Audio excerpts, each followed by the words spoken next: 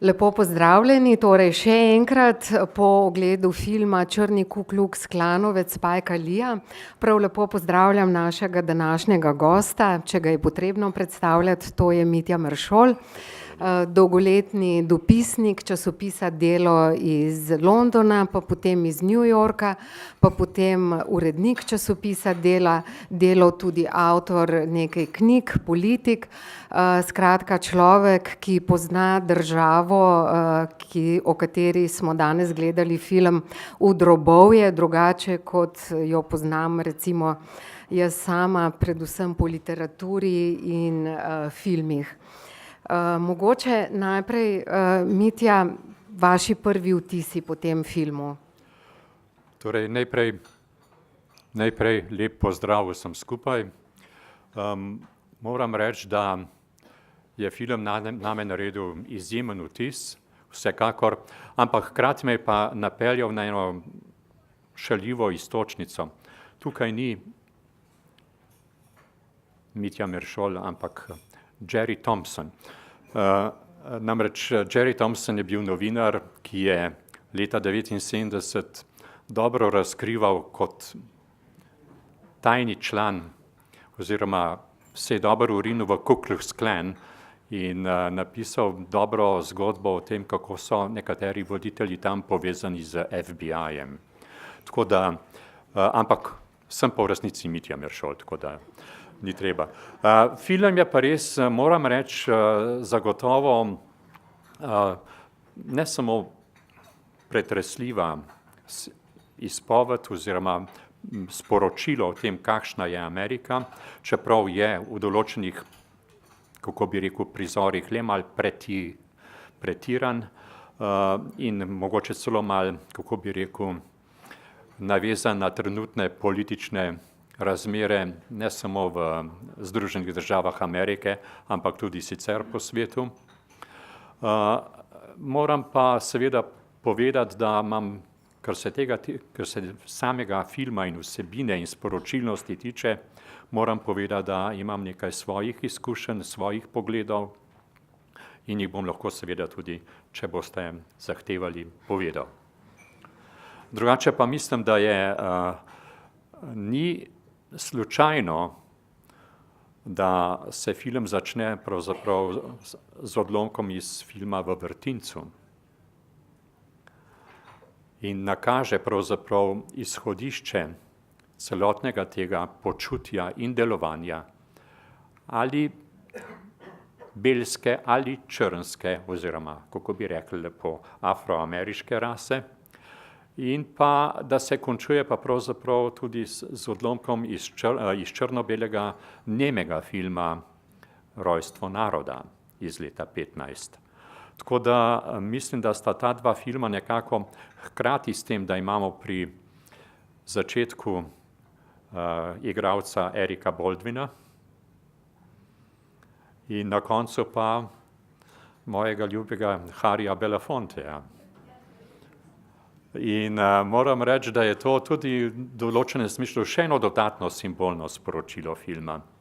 Tako da resnično mislim, da je film zaslužil tista priznanja, ki jih je dobil v Cannesu. Mislim, da je režiser Spike Lee seveda izkoristil ta film tudi zato, da je zelo ostro napadel sedanjega predsednika Združenih držav Amerike, Donalda Trumpa. In tudi pravzaprav celoten film je nekako usmerjen, ni zgodovinski, ampak je usmerjen v sedanjost v Ameriki, v sedanjost tistega gesla, ki ga je ob svojem začetku predsednikovanja izrekel Donald Trump, Amerika najprej, America first.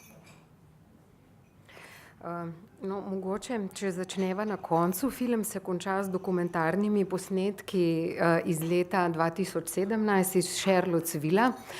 Spike Lee je večkrat povedal, da so bili to dogodki, ki so ga v resnici spodbudili, da je ta film začel snemati, da ga je posnel zelo hitro. Pred tem je že poznal to knjigo, to avtobiografsko zgodbo tega temnopoltega policista Rona Stoltona, ki se je nekako uspel, tako kot vaš novinarski kolega, infiltrirati v to organizacijo. Mogoče vaš komentar tega, kaj se je pravzaprav dogajalo v Charlottesvillu? Ja, to je zdaj po svoje zelo, jaz tam nisem bil, da bi lahko resnično rekel, to in to sem videl in to sem slutil, da bo in tako naprej. Ampak v Charlottesvillu je bilo pravzaprav naslednje. Prišlo je do gibanja oziroma do demonstracij za voljo prestavitve spomenika iz državljanske vojne oziroma iz vojne v 19. stoletju med jugom in severom. In takrat so seveda nastopili projužnjaški demonstrantje, ki pa so se soočali seveda s tistimi, ki so bili severnjaški demonstrantje. Ne? In takrat je prišlo seveda do tega nemira, ampak ne bi bilo seveda kakšnih, upam ne, saj kakšnih hujših žrtev ali pa ranjenih, če ne bi seveda skrajno neonacistični človek zapeljal z vozilom v to množico. In seveda ranil veliko ljudi, hkrati pa povzročil tudi smrt te ženske, te gospodične, mislim, da je bila gospodična, ali mati, da pa ne vem točno, ki je umrla za voljo tega naskoka z avtomobilom v množico. To so ti dogodki, kakor jih je za moč zaopisati. Vse drugo pa film sam po sebi že prej vse pove. Kakšna nestrpnost. Konec koncev film govori o beli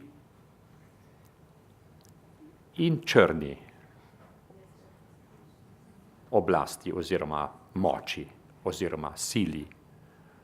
Black and white power. Ampak black power, črna sila, se pravzaprav upira nadvladi bele sile.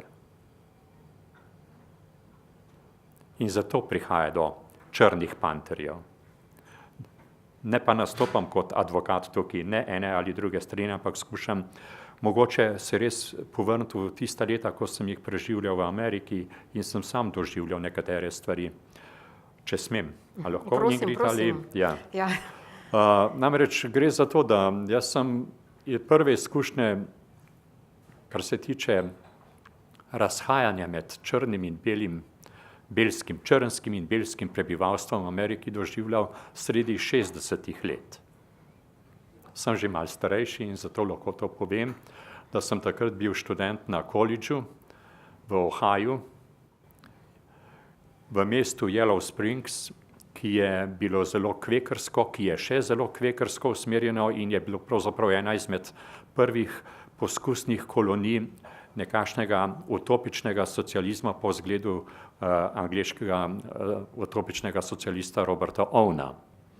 In so tam ljudje živeli v eni lepi slogi, če si zjutraj mogoče pleskal svojo hišo, je takoj sosed pristopil, poslušaj sosed, a ti lahko malo pomagam pri tem in tako naprej. Skratka, ena zelo lepa skupnost so bili. In tudi na koledžu samem, Antioch College, ki je bil zelo, zelo takrat aktiven, zlasti zaradi demonstracij proti vojni v Vietnamu. In smo hodili na demonstracije tudi v Dayton, takrat proti takratnemu predsedniku Johnsonu. Je na tem koledžu bila ena določena zgodovinska stvar. Na njem je bil prvikrat predstojnik katedre črnski profesor, Walter Anderson. In to je bila pravzaprav ena taka zame izhodiščna stvar, ker sem pač prihajal z enimi določenimi, kako bi rekel, znanji o tem, da se Amerikanci delijo na črne in bele in tako naprej. Tam na tem koledžu sem pravzaprav ugotovil eno določeno sožitje. In tudi spomnim se, to je bilo v letih, ko je bil zelo aktualen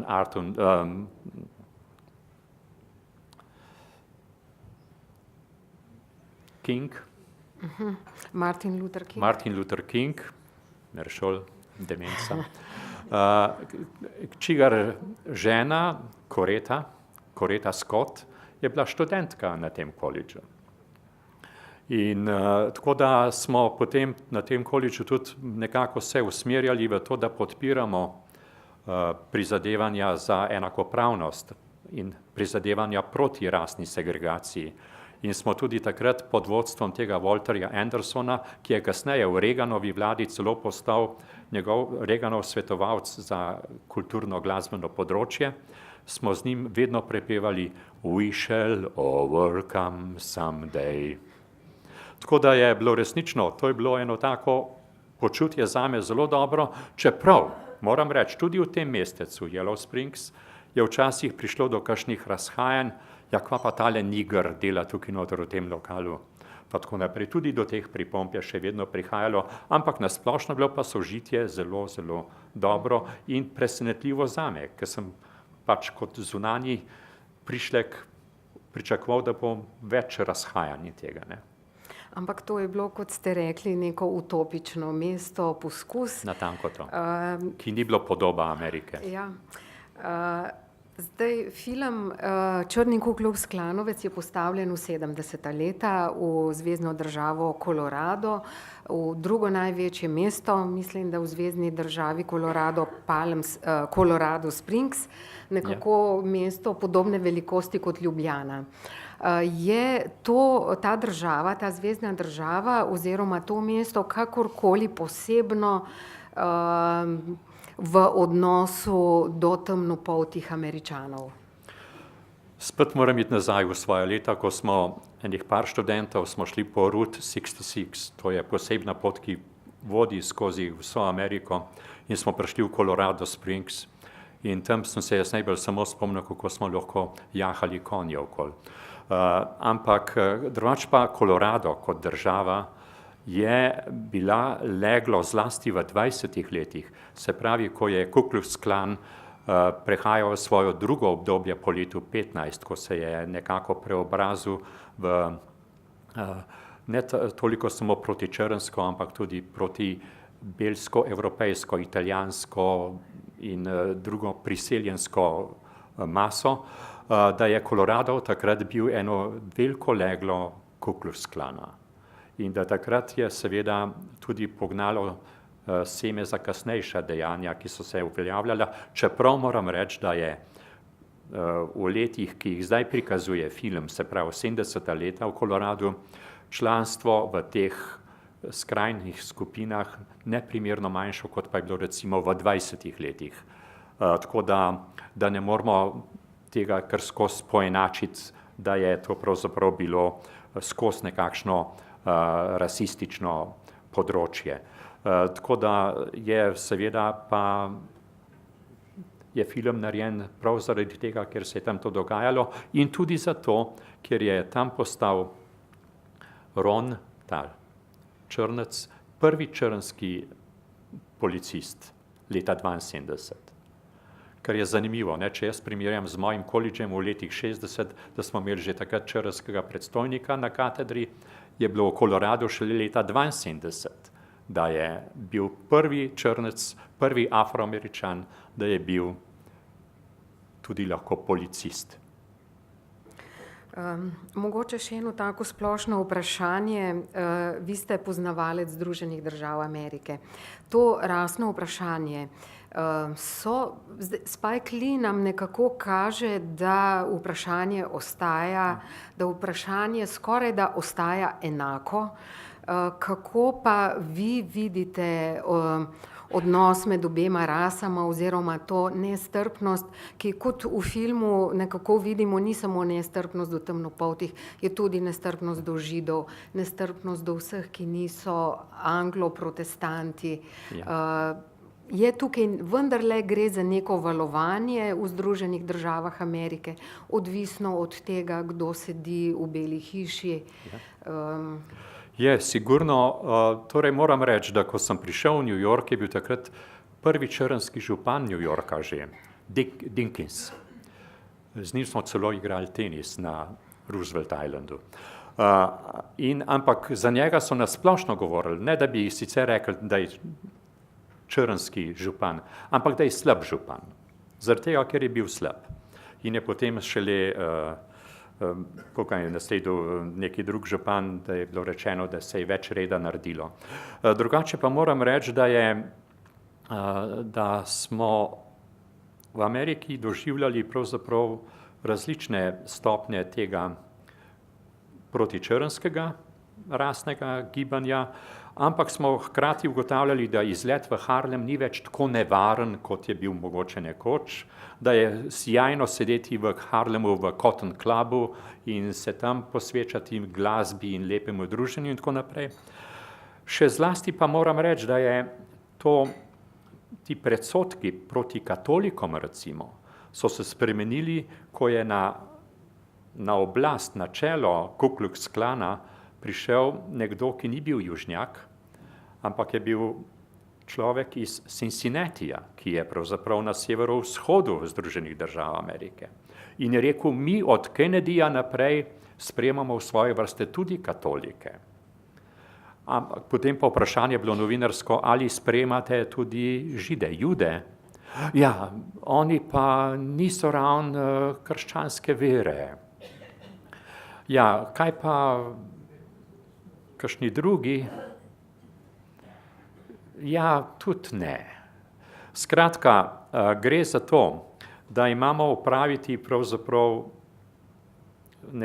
s tem, da ko gledamo danes stanje v Ameriki, da je veliko več, kako bi rekel, nasprotovanja istospolnim.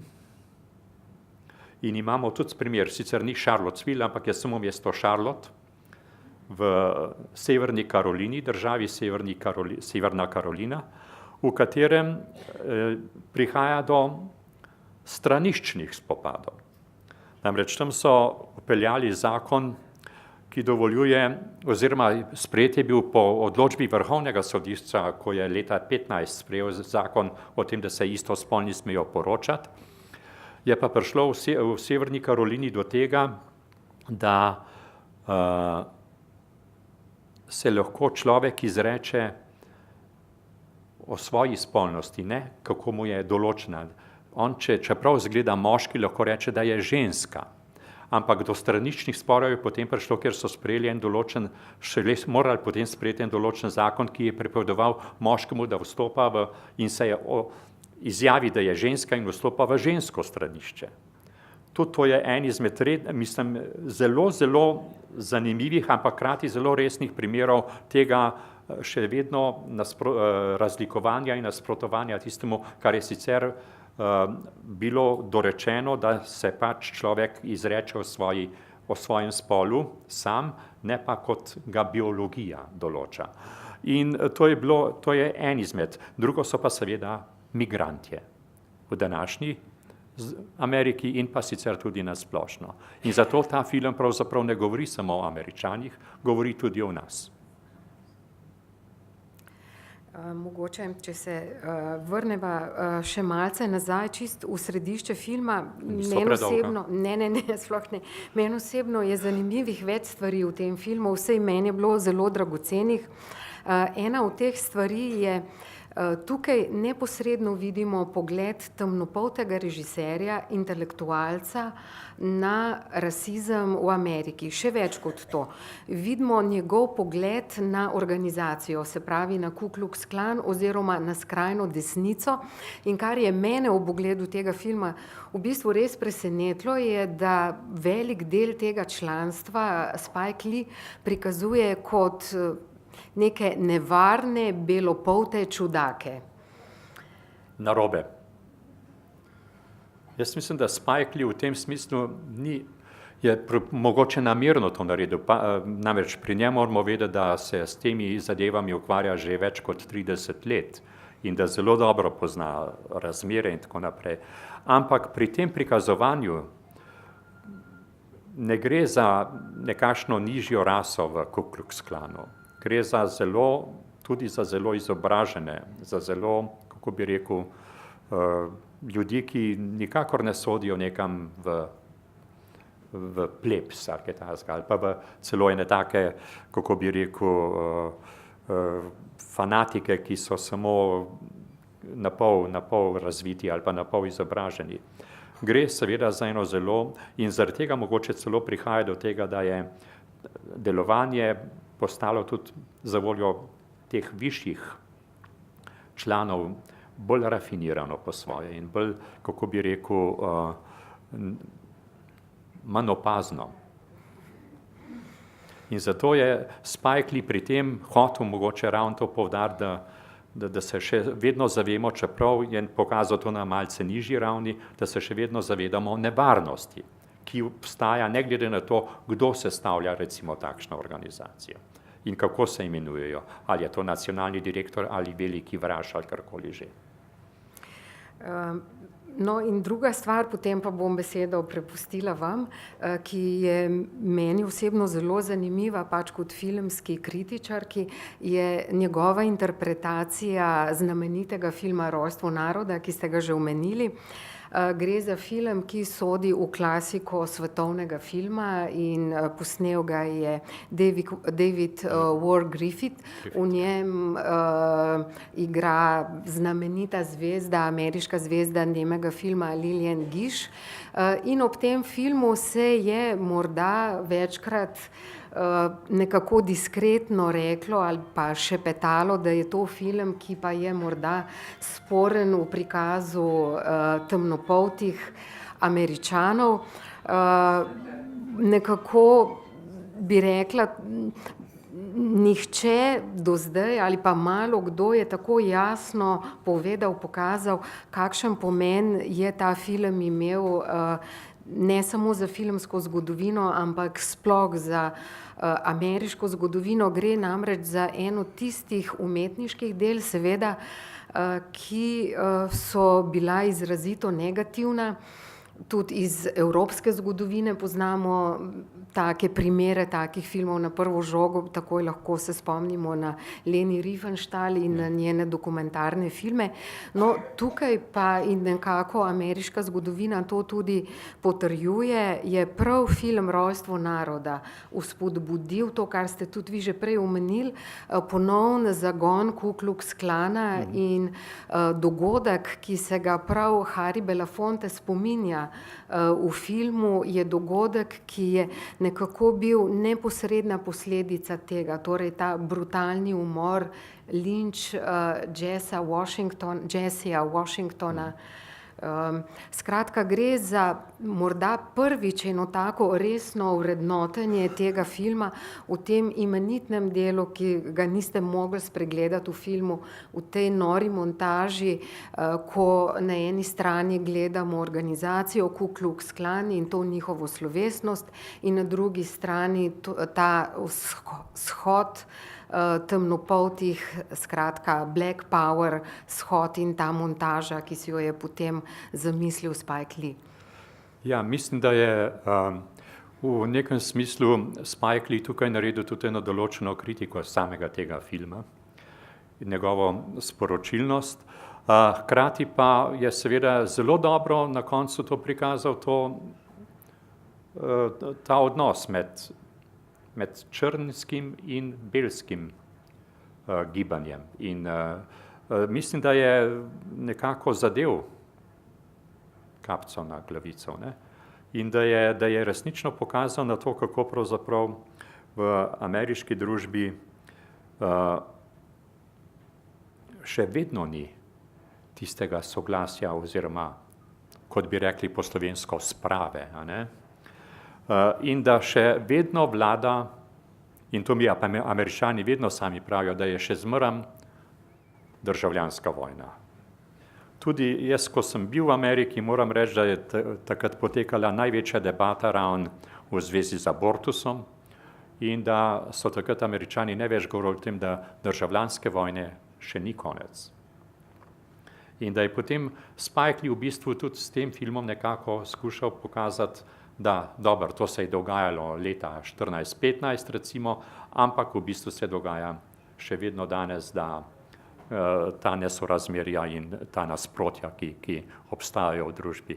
S tem, da ni hotel biti po mojem samo, kako bi rekel, samo temačen, pesimističen v tej svoji sporočilnosti, ampak da je pravzaprav tudi hotel navesti na to, da postajamo le nekako bolj spravljivi, tudi s tistim druženjem črnskega rona in belih policistov in tako naprej, je že nakazal na to, da se prihaja do nekakšne simbioze.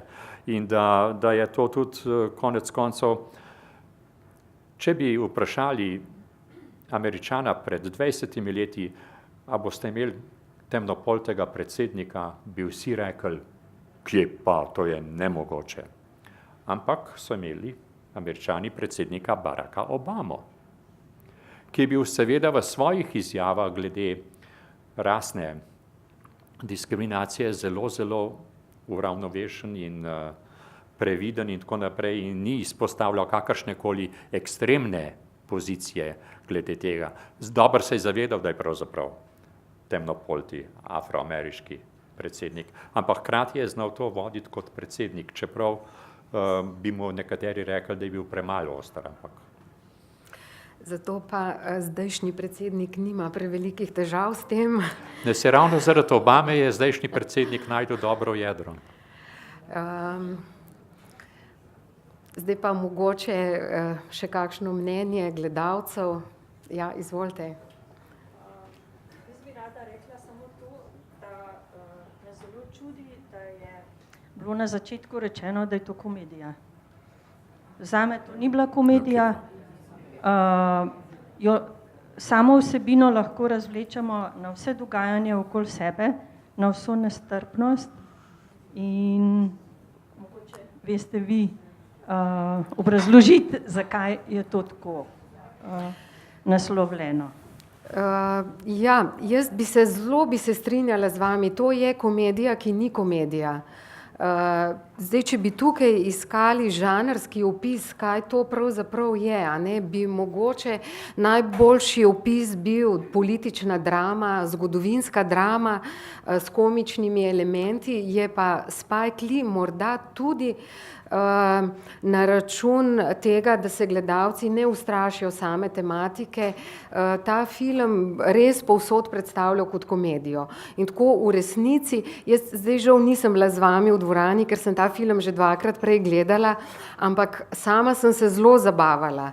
Ampak zabavala predvsem v tej situacijski komiki, v teh nekih dialogih, ki jih je Spike Lee, ki zna komično predstaviti situacijo in s tem tudi nekako olajšati samo temo, jih je zelo spretno upeljal. Se pa vsekakor z vami strinjam, da bi temu filmu težko rekli, da je film, ki je samo komedija. Najbrž po ogledu bi celo lahko rekli, ta film ni komedija. Vse kaj drugega. Mogoče še kakšno vprašanje, mnenje?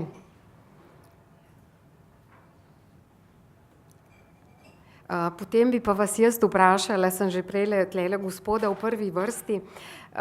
Jaz sem prvič ta film gledala, kot sem prej omenila, na filmskem festivalu v Cannesu, kjer je pač požel veliko navdušenje med kritiki, sploh pa med občinstvom. No, ampak kritiki seveda moramo biti kritični in ob ogledu tega filma smo se nekako razdelili na dve polovici. In sicer ena polovica kritikov je trdila, da je ta dodatek, ki si ga je Spike Lee privoščil na koncu, ta aktualizacija zgodovinska, popolnoma nepotrebna, da smo gledalci že pred tem razumeli z vso to z izjavami, z dikcijo, ki zelo spominja na Trumpovsko dikcijo, da pravzaprav ne govori o 70 letih, ampak da govori o sodobnosti. Pa me zanima tako čisto vaše mnenje, kako ste vi to videli, tale konec filma?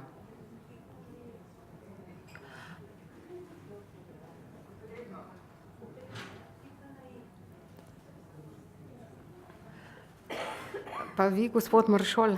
Torej, to me spominja, veste, ko sem v mlajših letih pisal pesmi in sem napisal eno pesem, ki jo je pregledal Janez Menard in mi je na koncu prečrtal dva verza, kjer je rekel, da sta čist nepotrebna. Tako da sem potem se tudi ob tem koncu zamislil na tem, ali je nujno bilo, da nas, čeprav je nekako razumljivo, da je skušal režiser nas opozoriti na to, da ni to samo neki zgodovinski dokumentarc, ampak da je to sedanjost in da je zato to naredil na koncu opozoril na aktualne probleme in dogodke, ki se pojavijo na platnu, zato da se zavedamo, da ni to preteklost, ki jo lahko kar lepo literarno pozabimo, ampak da živimo še v tej sedanjosti, v tej preteklosti, da smo del te sedanjosti in del preteklosti.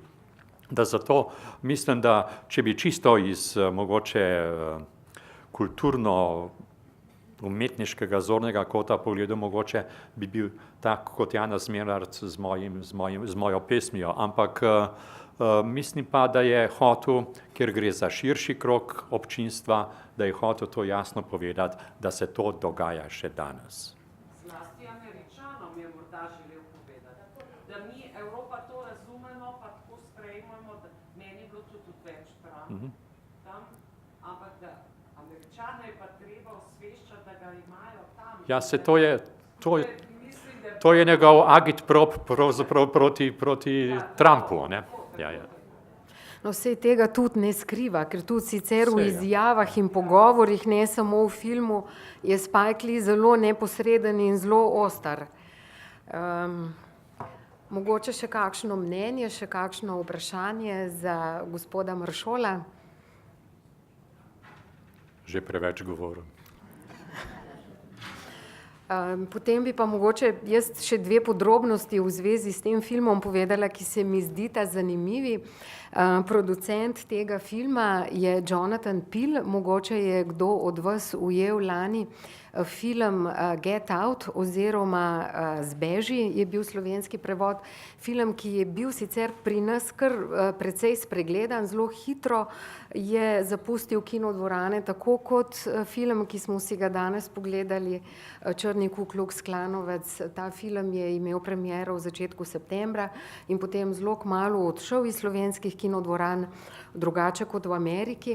No, podobna usoda se je zgodila tudi filmu Get Out, Zbeži, ki je, če imate kakšno priložnost, da si ga ogledate na DVD-ju ali pa mogoče si sposodite kakšno kopijo, bi skoraj rekla, en tak dvojček temu filmu, še en temnopolti režiser, ki pa na en drugačen, precej bolj radikalen način prikazuje rasizem v Združenih državah Amerike. Ne bi vam preveč povedala, ta film Zbeži ima oznako kriminalka, ne se ustrašiti. Film je, tako vam jaz iz svojega stališča lahko povem, ker sem taka gledalka, ki se boji horror filmov, boji se kriminalk, ampak to je film, ki ga z lahkoto lahko si vsako gleda, je nekakšna parodija na ameriško družbo in na vprašanje rasizma. Tako da, če imate kakšno priložnost in če vas ta tema zanima, sicer bi se vam pa vsem zelo lepo zahvalila, predvsem vam, gospod Maršol, Jaz pa vam za potrpežljivost. Da ste z nami.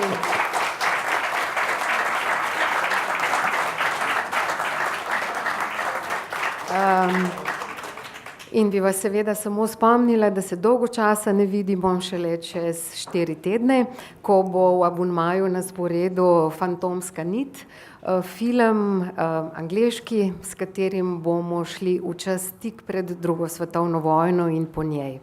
Tako da vidimo se čez 4 tedne, do takrat pa vam želim veliko lepih filmov.